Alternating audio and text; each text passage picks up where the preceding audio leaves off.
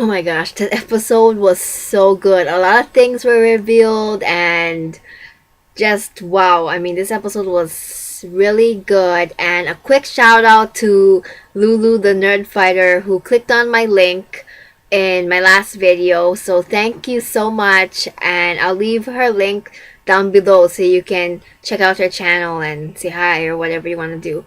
Also, I made a new intro for my recap, so hope you enjoy that, and let's roll my new intro right now. Hey guys, it's Ashley. It is time for another Pretty Little Liars recap and review time with me. Taking this one to the grave. If I show you, then I know you won't tell what I said. 'Cause two can keep a secret if one of them is dead. This is my Pretty Little Liars recap for Season 4, Episode 4, Facetime.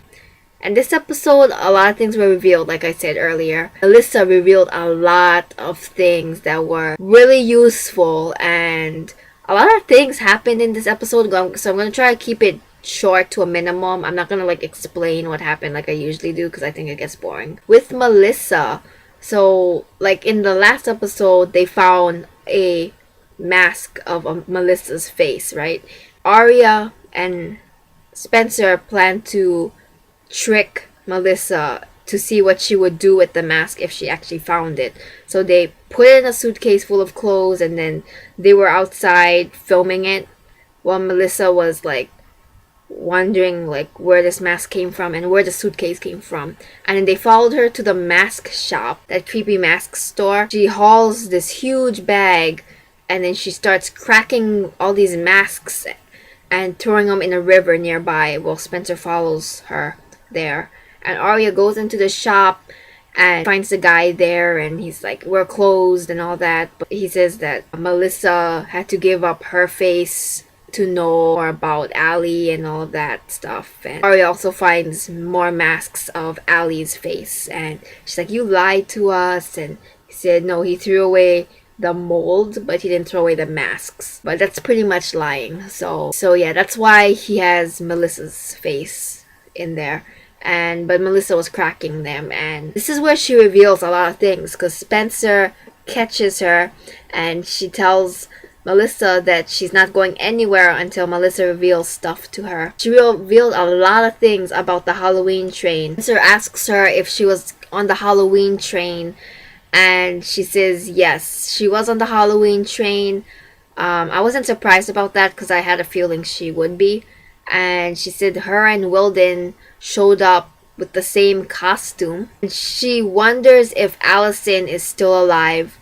And Spencer's kind of shocked by it, and she asks Spencer, you've never thought of that? That never came across your mind? And she's like, I did. Find out that Wilden burned down that house. Melissa hired Jenna and Shauna to follow them there. They wanted to know who the 4 girls would meet there. They thought it would be Allie or someone, and they didn't see who came out of the plane either, and they didn't see who dragged Mona and the 4 girls out of the burning house. What do you guys think? Do you think that was Allie? I personally think that was Allie. Or her twin. I don't know if maybe it's Cece.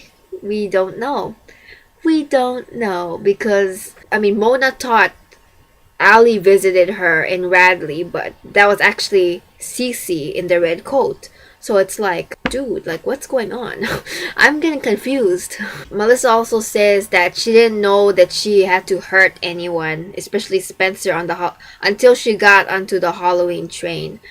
And all of them are afraid of Wilden. And I guess by we, she means her, Jenna, Shauna, and whoever else is on that A-team or whatever you want to call it. Lisa says that she's been protecting Spencer this whole time. And so back at that mask shop, that guy Hector who owns the shop, he tries to get Arya to get her face imprinted.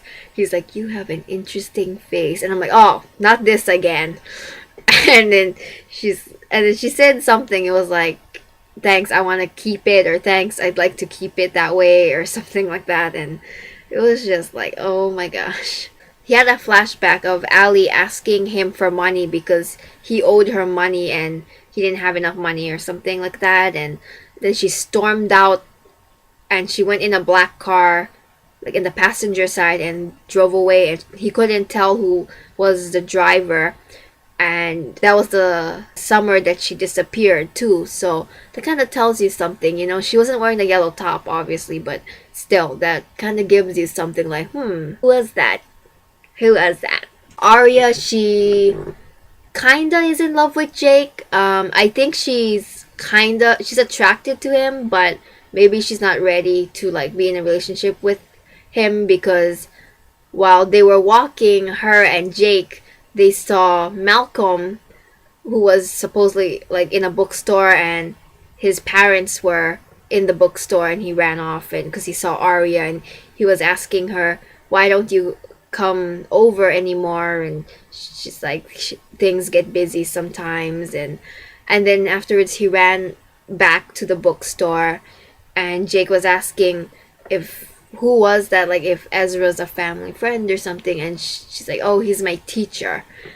And it's like, Jake just kind of gave Arya a kind of like a weirdish look, I guess. They'd kiss in Arya's porch, like on the swinging bench. She kisses him, but he pulls away, and I guess the whole thing with Ezra, I think he has a vibe that she's kind of still into him, you know? So, I don't know. I think they kind of make a cute couple. Ezra and Arya is ever gonna get back together. I hope they do. I really love them. I don't hate Jake and Arya, but it's like, I just like Ezra and Arya better. Emily's dad is back in town because of family services, and Emily has to keep lying to why she has a bruise or whatever on her shoulder, and she might need surgery for it. And she's like really scared because she doesn't know the outcome of the surgery. Like they told her she can maybe swim, or they don't know what will happen after the surgery. And so Paige comforts her. Emily and her parents get into a fight because she keeps lying to them about everything and won't tell them why and what happened to her shoulder, why it got all bruised, and why she admitted for taking her mom's medication, but she won't tell them why she had all the pain and how she got the bruise and how she got this dislocation or something on her shoulder that she might need surgery for. And so family services are still like investigating and just wanna do all of their business, and someone heard them fighting because her dad was like shouting. Emily ran off, and I guess someone thought that she was being abused or something, so someone called family services, and she had to leave Paige and talk to the police that it was a misunderstanding. This new character was introduced, that detective guy that introduced himself beginning of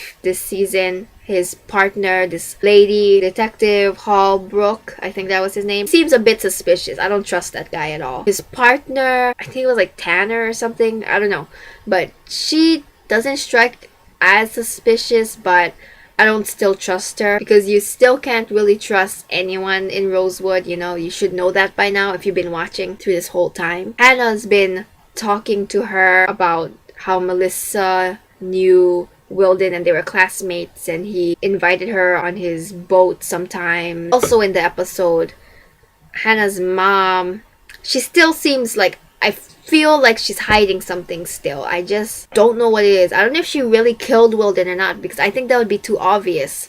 You know, they're just making it way too obvious, unless they want us to think that. So I don't know. Early on in the episode, Hannah stops by at the bank where her mom works, obviously, and the Detective Holbrook guy and his partner Tanner, that's where they introduce, and they investigate through Wilden's safety deposit box, which had loads of cash, and there was a gun in there, and the serial number has been scratched off. And remember now, Hannah's dad lost his gun, like someone stole his gun in his desk, and being the serial number scratched off, doesn't that sound suspicious?